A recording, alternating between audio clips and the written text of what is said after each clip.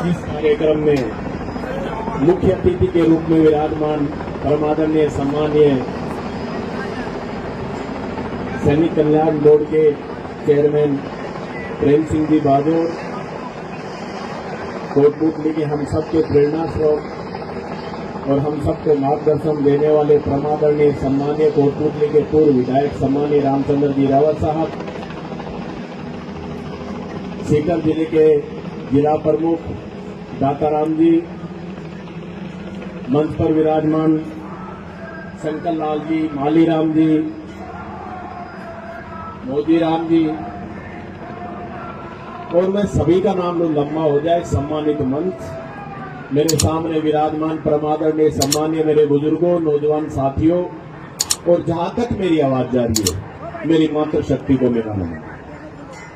आज का जो कार्यक्रम आप लोगों के बीच हर वर्ष की भांति इस वर्ष भी बड़े धूमधाम के साथ आप सब लोगों की आस्था है, खासतौर से कुहाड़ा और इन 5 बस्तियों को मैं धन्यवाद अर्पित करना चाहता हूं कि कोटपुतली क्षेत्र का नाम आपने पूरे राजस्थान में नहीं पूरे हिंदुस्तान में जो काम करने का जो आपने इतना बड़ा है ऐतिहासिक मेला भराने का कार्यक्रम किया। जब सुबह कोटपुतली से हम लोग निकले तो रोड के ऊपर जब चल रहे थे तो जिस प्रकार हम श्याम बाबा के रिंगस से जाते हैं, मेला भरता है, तो गाड़ी इस गति से निकलती है कि मानो 1 घंटे में 1 किलोमीटर भी तय नहीं कर पाती। उसी प्रकार से 11 बजे से चले हुए आपके बीच में 1-1.5 बजे के लगभग हम लोग पहुंचे। इतना जो हम सब में जो प्यार और सम्मान मिलता है, ये इसलिए कि आप जब भी आपके यहाँ कोई भी व्यक्ति आता है तो ये सभी लोग अपने पलक पावड़े बिछाकर उसको देव तुल्य मानकर उसकी आराधना करते हैं, उसका मान और सम्मान करते हैं। और मेले में जहां भी जैसी भी व्यवस्थाएं रहती है, हर व्यक्ति के पास एक व्यक्ति जरूर खड़ा रहता है। जिस व्यक्ति को जहां कोई भी आवश्यकता पड़ती है तो तुरंत प्रभाव से दूसरा व्यक्ति उसके पास खड़ा मिलता है। मेले बहुत से बढ़ते हैं, लेकिन जो लोगों की सेवा यहां की जाती है, अभी जब मैं मंच पर पहुंचा और हम बैठे हुए थे तो मैंने अभी मजाक में कर दिया, मजाक झुटका नहीं आई, इतनी देर में तो कली हाथ में पकड़ा दी। इससे बड़ी हमारे लिए सौभाग्य की बात नहीं हो सकती कि आप लोग किस मान और सम्मान के साथ ये मेला। अभी मेरे से पहले रह और दाताराम जी, कोई भी ये सामाजिक मजाकों के रूप में आप लोगों को हंसाने का, मनोरंजन करने का कार्यक्रम जो रखा है, ये थी तो मनोरंजन के लिए। एक बार हमारे बीच में बैठे प्रेम सिंह जी, इन्होंने दाताराम जी की मिसेज को और खास तौर से जो इसी कोटपुतली की धरती की जो बेटी है उसको जिला प्रमुख बना दिया सीकर जिले का।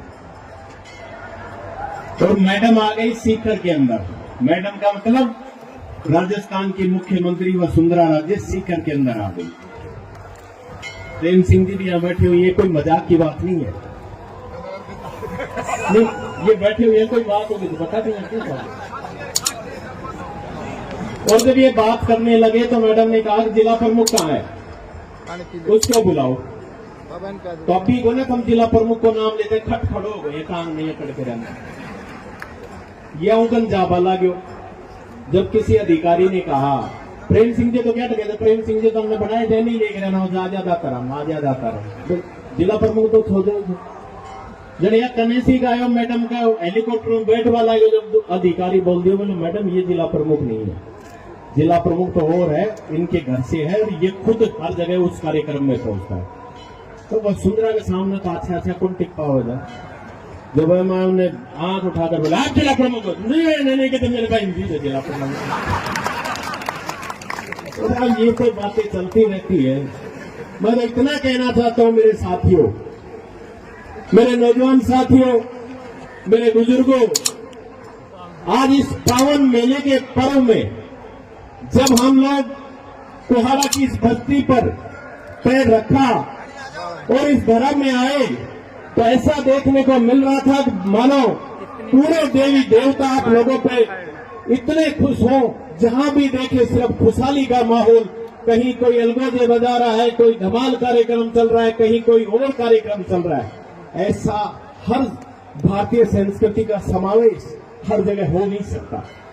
ये हम अपने आप में सौभाग्यशाली मानते हैं कि हमें भी इस कोटपुतली की धरा पर जन्म लेने का मौका मिला, आप लोगों के दर्शन करने का मौका मिला और आप लोगों से मिलकर जब भी इस मेले में आते तो बड़ी अपने आप में गौरवान्वित साल महसूस करते हैं कि हमारे यहाँ इस बस्ती में भी ऐसा मेला बनता है।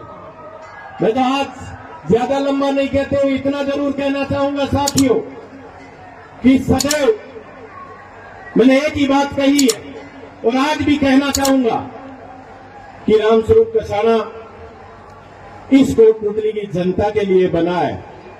ये बात अलग है कि मैंने जब कुछ भी नहीं किया तो आप लोगों ने राजस्थान की उस बड़ी महापंचायत में मुझे भेजने का कार्यक्रम भी आप लोगों ने के द्वारा चलाया। मैं जब भी विधायक बना तो मैं सोचता था कि मैंने ऐसा कौन सा राजनीति में काम किया जिससे मैं विधायक बना, लेकिन वो समझ में नहीं आया।